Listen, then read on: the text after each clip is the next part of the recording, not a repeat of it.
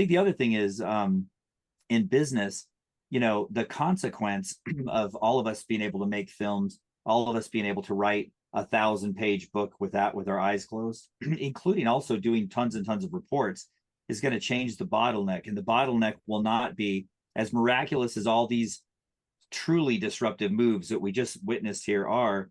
The next bottleneck is going to be on the receiving side, I think, which is, all right, now that everybody's, can publish a million things, how do I digest it? Right? First of all, how do I digest what matters to me?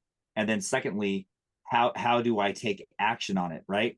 And it's already a problem. We're already overloaded, but we just turned humanity into movie makers, and I can't watch everything, right? Or can I? Or can my brain take pieces without me actually watching anything and get the benefit of it? I think this is going to be interesting, which kind of brings back the whole concept of like what makes us human, right? Is humanity and being a human the 5 senses or maybe 6 that we have to like see, feel, and experience something?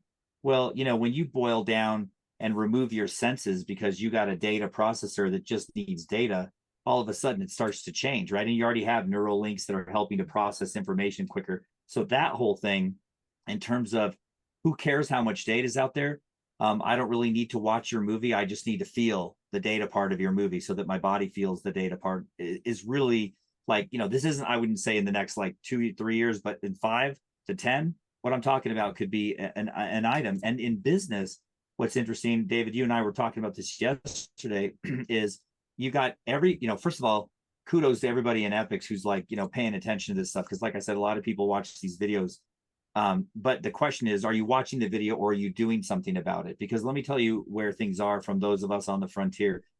It's hard enough to wrap everybody's brain around, holy cow, this thing already has expertise of everything that has ever been documented.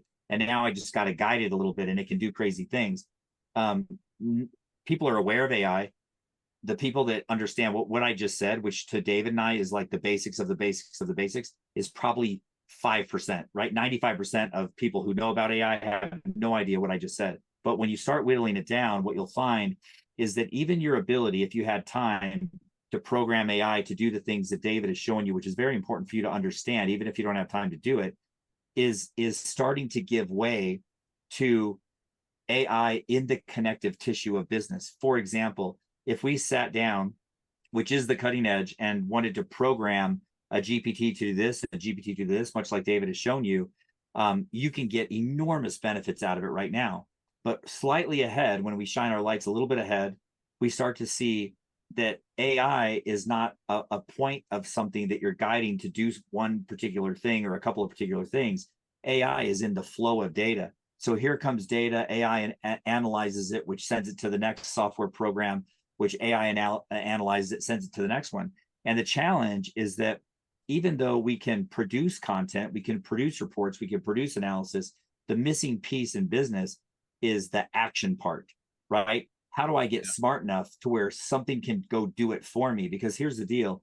If you have David's skills or some of mine, you can create an enormously accurate, incredible, thought-leading blog post a day, a executive book summary, and a whole 30 days of social content that fits exactly what you guys would want